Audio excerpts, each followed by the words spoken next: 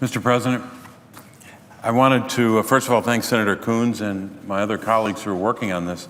Very important to walk through where we are in the process.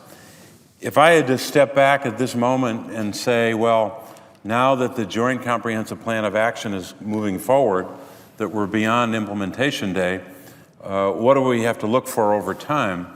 And if I had to boil that down to three words, or really three goals, that we must work towards every day, and on some days it has to be the United States on its own, and other days working with allies, those that participated in this agreement and signed it, and partners in the region. But the three words, I guess, would be, as implementation is going forward, we've got to focus on three goals: enforce, counter, and deter. Enforce, making sure the agreement is enforced at every step, and I'll get to the issue of the consequences for violations of the agreement. Counter, number two, meaning countering the Iranian aggression in the region. That's why it was so important that the President and the administration that he leads was very clear about the designation and the sanctioning of the Iranian regime as it relates to ballistic missile launches and their activity. And then third, deter. We have to have a deterrence policy that stays in place and, if anything, is strengthened over time.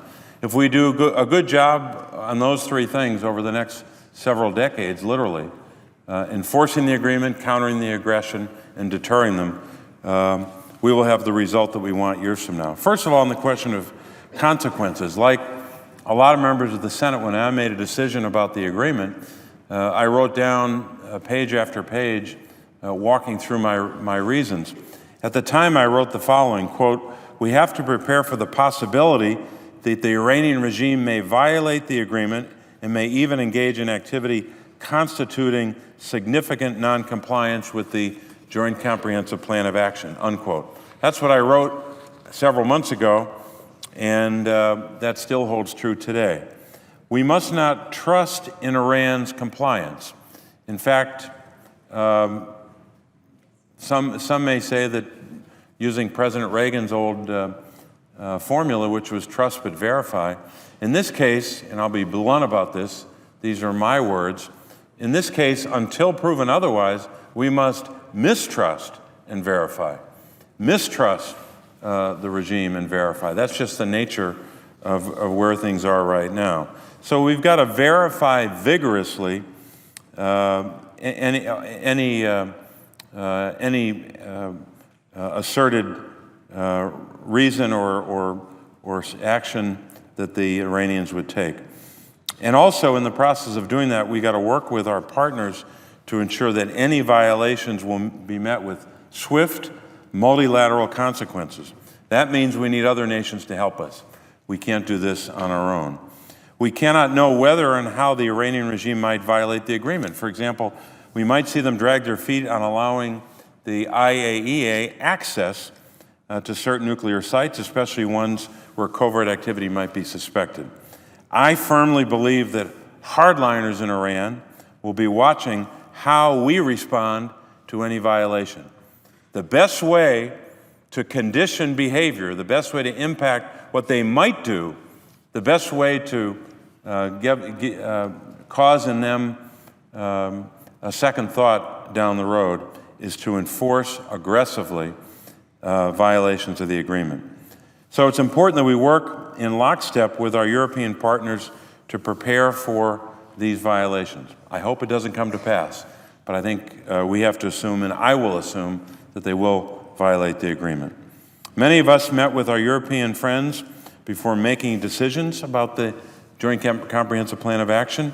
We need to continue these conversations to ensure that as businesses and business ties increase between the Iranian regime in Europe and other parts of the world, we've got to remain unified in our stance on the potential Iranian violations of the deal. So that's about violations. Second and final point briefly, but so important to our deliberations and our actions, our friend and ally Israel. Our relationship, the relationship between the United States and Israel, is unbreakable. Unbreakable. And we've got to make sure that as we move forward with the implementation of the agreement, that we insist that our policy reflects that unbreakable relationship, and also continuing what has been very strong support for Israel for many years, if not generations now. But we have to recognize at the same time that Israel faces significant threats from Iran and its proxies, especially Hezbollah and Hamas. We also have to assume that Iran will continue its aggression in the region. That's why I talked about countering that aggression before. And we have to assume that Iran will try to expand its support for terrorism. We've already taken some initial steps to expand cooperation with Israel on defense and homeland security, including beginning consultations towards a new 10-year Memorandum of Understanding, MOU, as we know it by the acronym.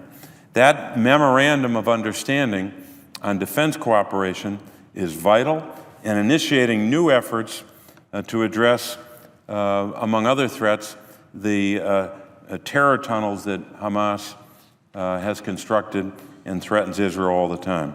So I urge the administration to focus on capabilities that Israel requires to face both conventional and asymmetric threats, to engage, to ensure that the new Memorandum of Understanding constitutes a transformational investment, not just one budget year to the next budget year, appropriation to appropriation year, but a transformational investment in our bilateral relationship with Israel going forward.